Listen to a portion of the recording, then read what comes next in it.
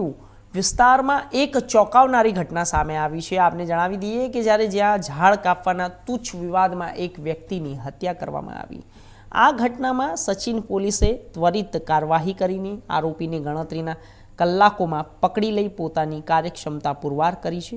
ઘટનાની વિગતો આ ઘટના તારીખ 8 જૂન 25ની રાત્રે સચિન તળાવ ફળિયું ભાથીજી મોહલ્લા પાસે બની હતી। મૃતક ગાંડિયા ઉર્ફે જગદીશભાઈ બાલુભાઈ રાઠોડ અને આરોપી સુરેશ ઉર્ફે લાલો હસમુખભાઈ રાઠોડ વચ્ચે ઝાડ કાપવાને લઈને શરૂઆતમાં બોલાચાલી થઈ હતી અને વ્યક્તિઓ તળાવ ફળિયું હળપતિવાસ ભાથીજી મંદિરની બાજુમાં રહેતા હતા અને આ બોલાચાલી ધીરે ધીરે ઉગ્ર સ્વરૂપ લેતા આરોપીએ ચપ્પુ વડે મૃતક પર હુમલો કર્યો, જેના કારણે જગદીશભાઈનું ઘટના સ્થળે મોત થયું અને મોત નીપજ્યું। હુમલો કર્યા બાદ આરોપી ઘટના સ્થળેથી ભાગી ગયો।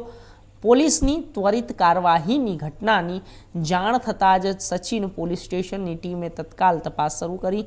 માનનીય પોલીસ કમિશનર સુરત શહેર, સંયુક્ત પોલીસ કમિશનર સેક્ટર 2, નાયબ પોલીસ કમિશનર ઝોન 6 અને મદદનીશ પોલીસ કમિશનર આઈ ડિવિઝન માર્ગદર્શન હેઠળ પોલીસે આ કેસને ગંભીરતાથી લીધો અને પોલીસ ઇન્સ્પેક્ટર પીએન વાઘેલા અને સર્વેલન્સ સ્ટાફના પોલીસ સબ ઇન્સ્પેક્ટર એનડી ડામોરના નેતૃત્વમાં ટીમે કામગીરીને હાથ ધરી અને સર્વેલન્સ, ટેકનિકલ વર્કઆઉટ અને હ્યુમન સોર્સિસની મદદથી આરોપીનું સ્થાન શોધી કાઢ્યું। ગણતરીના કલાકમાં જ આરોપી સુરેશ ઉર્ફે ભાલો હસમુખભાઈ રાઠોડને નવસારી મેઇન રોડ સચિન સુરત ખાતેથી ઝડપી પાડવામાં આવ્યું છે।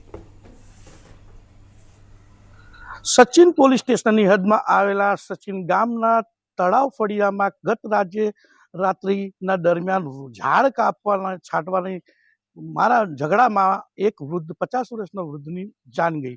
પાડોશી યુવક દ્વારા ચપ્પુના છરીના ઘા મરાયા। જાણીને આખી ઘટના સચિન પોલીસ દ્વારા ત્યાં રિકન્સ્ટ્રક્શન માટે આરોપીને લઈને આવ્યા છે। પીઆઈ શ્રી હાજર છે। પૂછીએ શું ઘટના હતી સાહેબ ને કેવી રીતે આ ઘટનાને અંજામ આપવામાં આવ્યો? આજે સચિન વિસ્તારમાં સચિન ગામનો આ હળપતિવાસ છે, જેને તળાવ ફળિયું કહે છે, ભાથીજી મહારાજના મંદિર છે। ત્યાં હળપતિ લોકોના રહેણાંક આવેલા છે।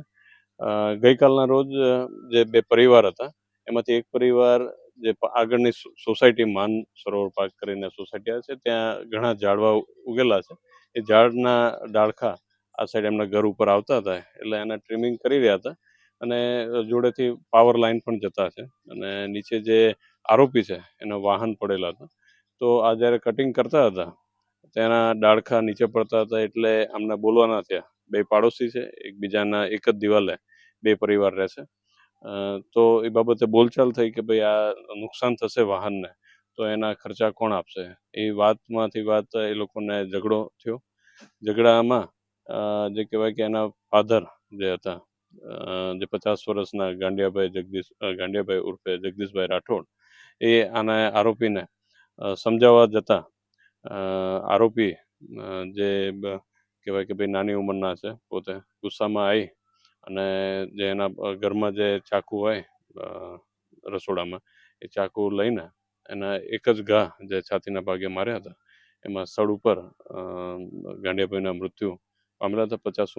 50 વર્ષની ઉંમરના માણસ હતા અને એ બનાવ બનતાની સાથે આરોપી ચાકુ નાખીને ભાગી ગયેલા હતા।